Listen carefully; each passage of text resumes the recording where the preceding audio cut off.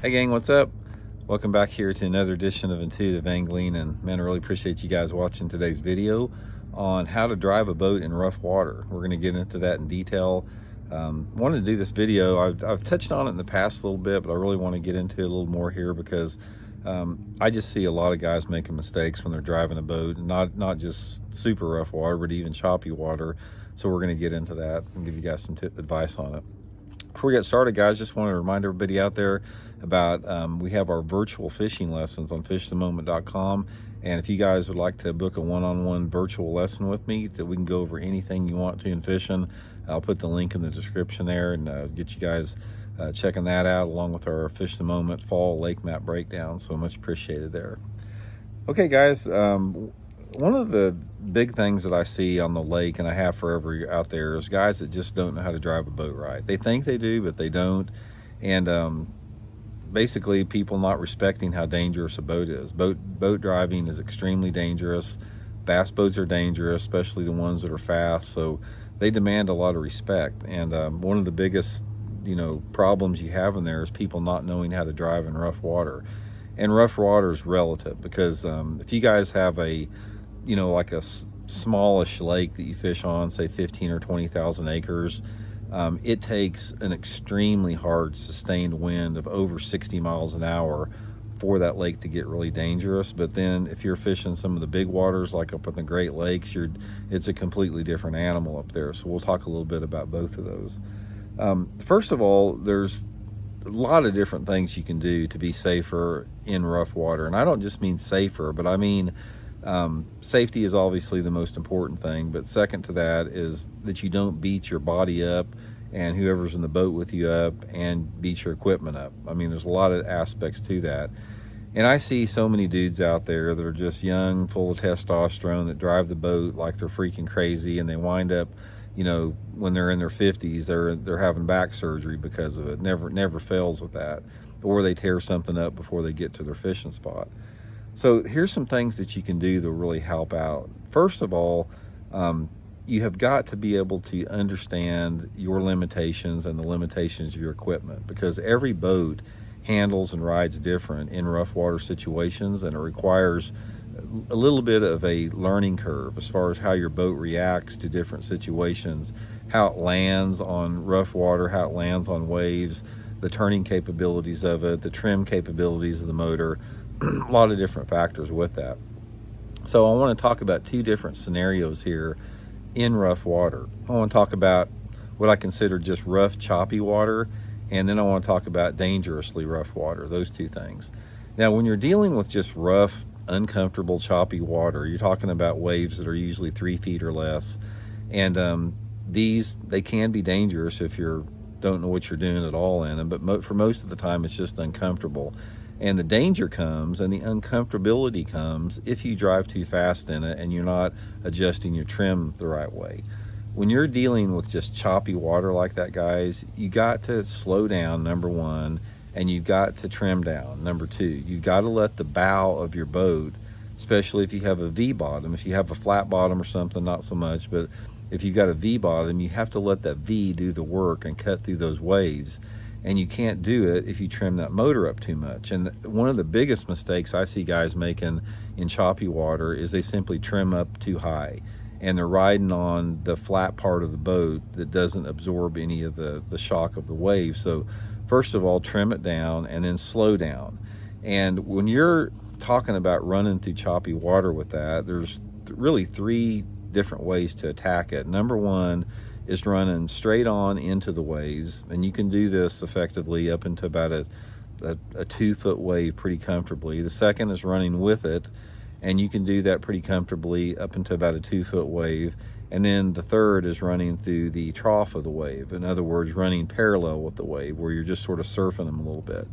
Now, this determination has to be really decided on by the length of the wave and the height of the wave, because the wave distance, as far as the wave, how they crest and how far they are apart, it has to do with how rough they are or how dangerous they are.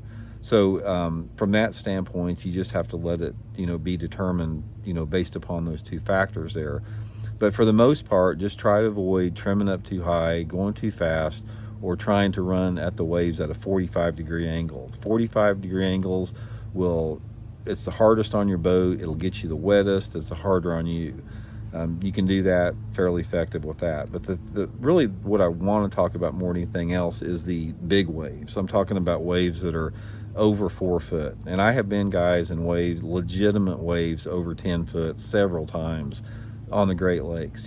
Lake Ontario, Lake Erie, all the big Great Lakes up there. That's normally where you're going to be seeing those giant waves. And there's a big difference between a 10-foot wave on Lake Ontario and a 5-foot wave like on, just an inland lake here, like on Sam Rayburn or Toledo Bend. Because when you're dealing with waves on big bodies of water, like, the Great Lakes, those big giant waves tend to be spaced apart great distances. And it makes them much more safer to run, because you can run at a 45-degree angle with those waves or through the trough, and it's actually pretty smooth. It is actually smoother to ride a 10-foot wave that is spaced far apart, an 8 to 10-foot wave, than it is to ride through a 3 or 4 foot wave that's tight together. A 3 or 4 foot wave will beat you to death if it's tight, and an 8 to 10 foot wave, if it's far enough apart, it's just like going on a roller coaster. It's not really tough at all. But a couple different considerations for that, because you can get into some serious problems in really rough water of over 4 feet. Number one, guys, we talked about this. I've done videos on it. Get rid of your dang hot foot. A hot foot is worthless in rough water, because you need to ride on your knee, on one knee. If you ride on one knee, it not only elevates you higher in the seat in really rough water so you can see over the next set of waves, but it takes that shock off you, because you can land on your leg. You can land on and absorb the shock with your knee. And if you use a hot foot, you're going to be landing on your butt all the time, and you're going to be really putting some severe damage on your spine if you do this over and over again. So all you guys out there that have hot foots out there, the only reason you're running hot foot is you haven't had enough time fishing that big water without a hot foot. Because I can promise you, if you get into 5 to 10 foot waves, you're going to be much better off without a hot foot. Because if you're in big waves, guys, if I'm running through Lake Erie in 6 to 8 foot waves, I'm only running about 10 to 15 miles an hour at the most. So there's no danger to it. People say, oh, you need both hands on the wheel, Randy. That's a bunch of crap. I've fished without a hot foot for over 50 years and used a throttle, and I've never had one single incident that was a problem. Not one, none. So number one, get rid of your hot foot. Second with that, guys, is you have to understand and you have to read the waves. And by reading those waves, you're reading the distance between them and the crest of them, and whether or not the waves are breaking over on top. Now, the danger in really big water comes if you're in a big wave and the waves start to break over on top. What are you doing? I need to tell you something. What? Ellie thinks it's a bad show, but it's actually not. Okay, well, I'll be here in a second. We're doing a video right now, so I'll just you guys get along. Arguing over the TV here. So anyway, it's very important to pay attention to the crest of the wave as far as if it's breaking over on the top. Now, Daddy? if it's breaking over on the top, what? There is a wasp. Okay, well, he's not going to bother you. Just don't bother him. Okay, just don't get close to him. So that's a butterfly. Okay, so if you're seeing those big waves that are white capping on top of it, that means you have an extremely... It's still there. I don't want to do it. That's a butterfly right there. No, I'm talking about... I can literally see... Okay, I'll be back in a second, guys. Sorry about that, guys. Got everybody lined out here. Okay, what I was saying is if you have white capping on the top of a big giant wave, that means you have extremely strong winds. That means your winds are 40, 50 miles an hour if that's going on. In that situation, guys, that's some of the most dangerous water you can get, because if you're surfing or running parallel through those big giant waves and they're white capping on top, that is when sometimes you could get your boat flipped in a certain situation. You could get your boat full of water. So when you're in that scenario there, you have to be extremely careful, and you have to really take time to read those waves and track them really good.